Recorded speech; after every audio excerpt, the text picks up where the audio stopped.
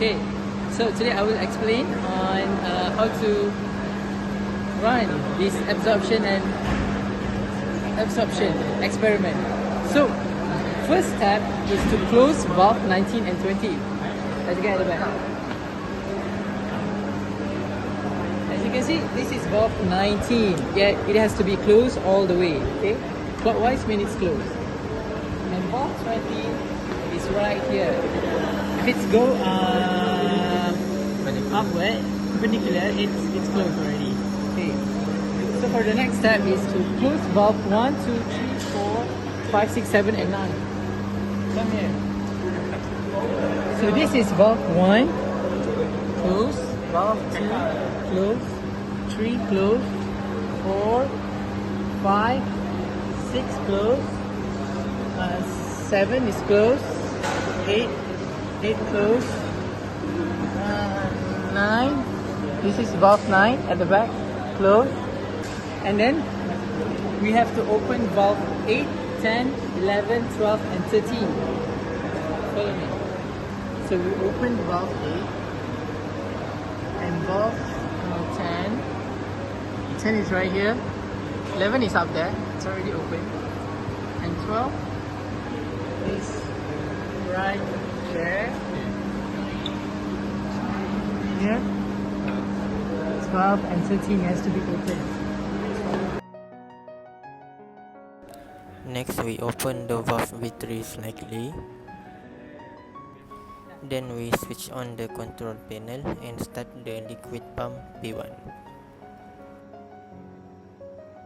Then we adjust valve V8 to obtain minimum flow rate possible on flow meter. Then we open the valve V19. We adjust control valve V12 to give an airflow of 50%. Then we carefully open control valve of carbon dioxide cylinder. Then we adjust the valve V13. Next, we close the valve V19 and V20. Next, we adjust valve V15 to obtain minimum flow rate possible on flow meter. Now I will explain about the flow of this experiment. So here we have a vessel B1 that containing 38 liter of water. So it will go down to the V3. So at the V3 we can open and close it, and it will go straight to the pump 1. So from pump 1 it will go straight to the up to the vessel B3.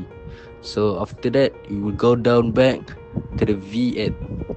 So at the V8 we can change the flow rate based on what we want, and then it will go up to enter the column. So at the column also CO2 and air will enter it, and absorption will occur, and then it will go down back and flow to the V9, V10 and V11, then go back to the vessel B1. So here we also have a V7 and V9.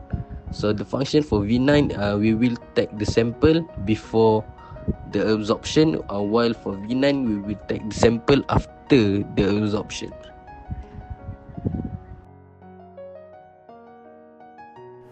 Here we collect the sample from valve V7 and valve V9 to be tested during the titration process. So we're going to make NaOH and sodium hydroxide solution, which we will add 2 grams of this solid sodium hydroxide and 1 liter of distilled water. We'll be right back. So we will weigh the sodium hydroxide using the scale.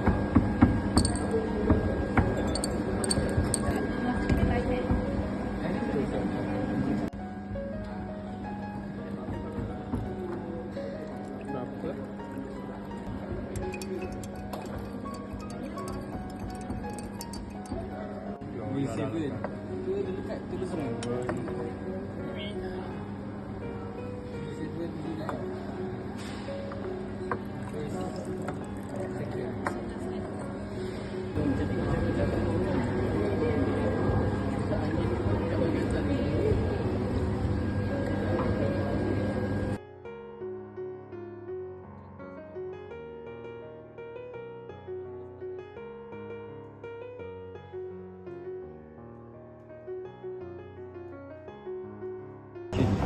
So we're going to put 7 drops. 1, 2, 3, 4, 5, 6, 7. So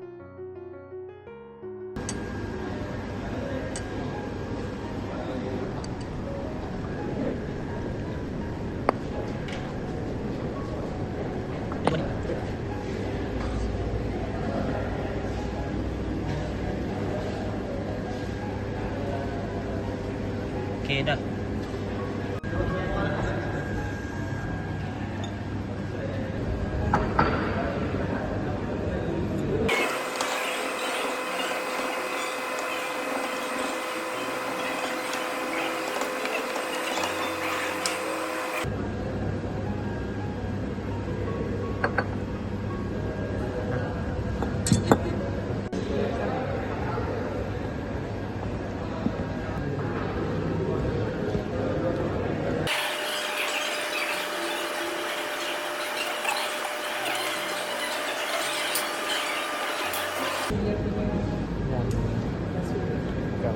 yes, masuk sini Pak.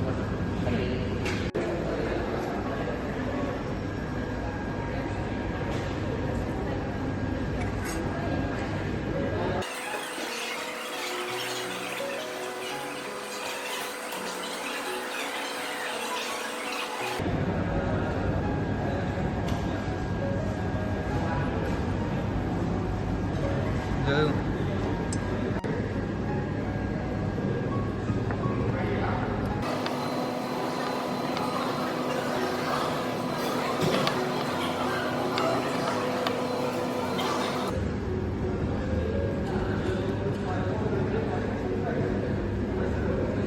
Okay. Jadi tukar warna.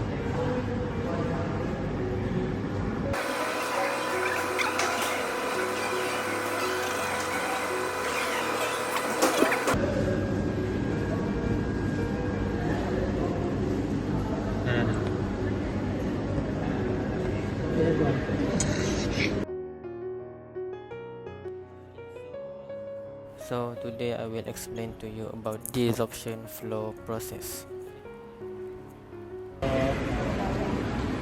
First, we will begin with the B1 tank. From B1 tank, we reuse the CO2 plus water from the absorption. And then from B1, it will flow through the valve V1. From valve V1, it will be linked towards the this heat exchanger tube. From this heat exchanger tube, it will go to the tube behind this tube. Okay. From this tube, it will go upward until it vessel before.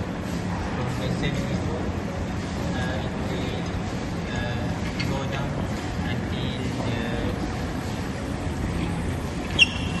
valve 15 here.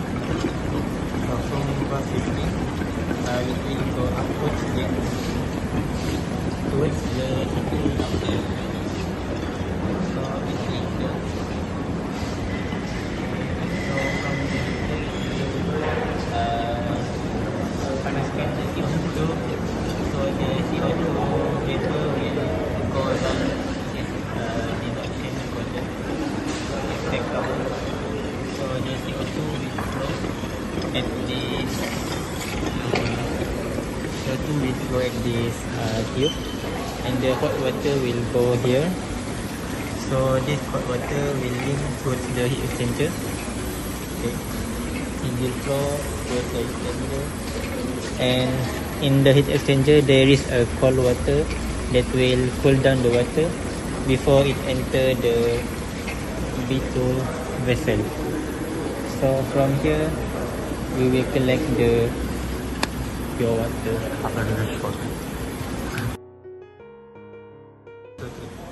So I will explain why we will transfer the coverage water from B1 to B2. So basically we didn't use the new coverage water to fit into the B2 vessel.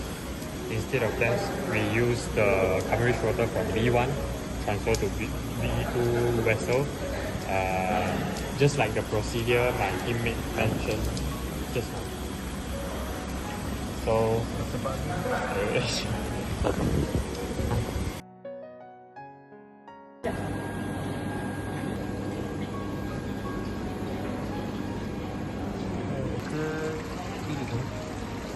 oh, okay. Then pump 2. Okay, and then tempo 10. Now we will close the setup.